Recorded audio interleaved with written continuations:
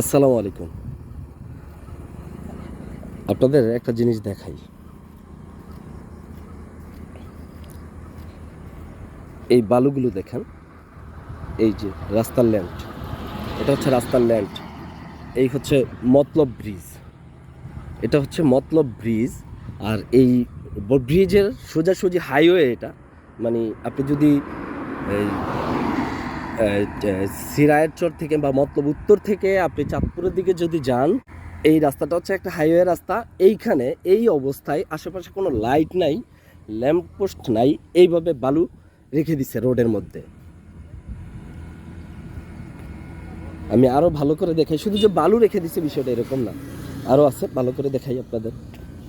আপনি যদি এই পাশ থেকে গাড়িটা নিয়ে আসেন, আপনি যদি মতলব ব্রিজ পার করতে চান এই রাস্তাটা এই রাত্রবেলা, হ্যাঁ, তাহলে আপনাকে প্রথম হুট করে আইসাই এই হাইওয়ের মধ্যে ফেস করতে হবে এই কণাগুলো, এই বালি, এই যে বালি, এই বালির পরে এই কণাগুলো, হ্যাঁ, তারপরে ফেস করতে হবে এই কণাগুলো। কাটলেই দেখবেন যে ইট আছে, ইটের সংখ্যা আছে, ইটের পরেই একটা বড় বালুর স্তম্ভ। দেখেন কি সিচুয়েশন, এই সিচুয়েশন আপনাকে পার করতে হবে। আর এই হচ্ছে মাজলেন, এই মাজলেন থেকে এই বালুর অবস্থান দেখছেন, এই মাজলেন থেকে এই বালুর অবস্থান।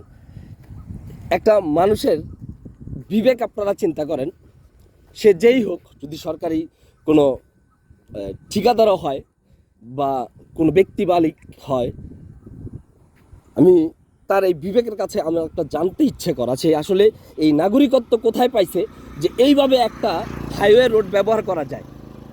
আমার এই একটা প্রশ্ন তার কাছে, আমি শুধু বেসিক একটা প্রশ্ন তার কাছে করতে চাই যে একটা নাগরিক হিসাবে একটা হাইওয়ে রাস্তা সে এইভাবে কিভাবে ব্যবহার করার যে বিবেক, মানে এই বুদ্ধিটা সে তার মাথায় কিভাবে আসে, আমি এইটা একটু জানতে চাই তার কাছে। আর কোনো প্রশ্নই না, আমি আইনের কাছেও কোনো প্রশ্ন করতে চাই না। এই রাস্তায় কোনো আইন চলাফেরা করছে কি না, কোনো এই রাস্তায় তো অবশ্যই এটা সিটি কর্পোরেশনের আওতাভুক্ত। আমি মতলব দক্ষিণ পৌরসভা, মতলব ব্রিজ যেটা সিটি কর্পোরেশনের আওতাভুক্ত।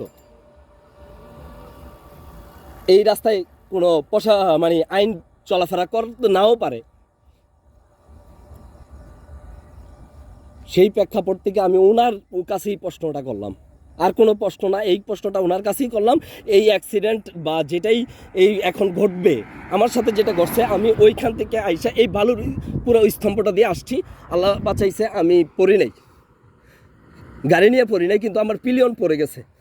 সামনে একটা প্রাইভেট কার ছিল, হ্যাঁ, সেই প্রাইভেট কারটার সামনে আমি আমার নিয়ন্ত্রণ হারিয়ে ফেলতেছিলাম উঁচু নিচু যাওয়ার জায়গা থেকে। আজকের এই মৃত্যুর দায়ভার কি হইতো? এটা অ্যাক্সিডেন্ট,